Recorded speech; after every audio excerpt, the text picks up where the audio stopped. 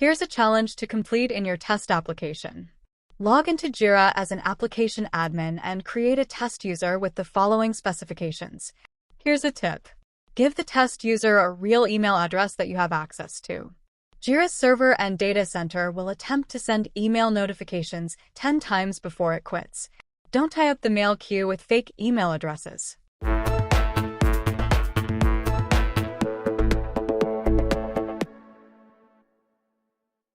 Were you able to add a local test user? This account will be helpful for testing permissions and what normal users see.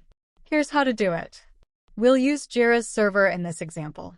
First, log into Jira as an admin and go to the user management area. Click the Create User button at the top right, then enter the email address, full name, username, and password. Next, choose Applications for this account, then click the Form Submission button. The new user is listed at the top of the page. They were automatically added to the default Jira Software Users group.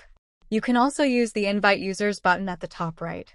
That's the way to add users in Jira Cloud as well. Invited users will receive an email with login instructions.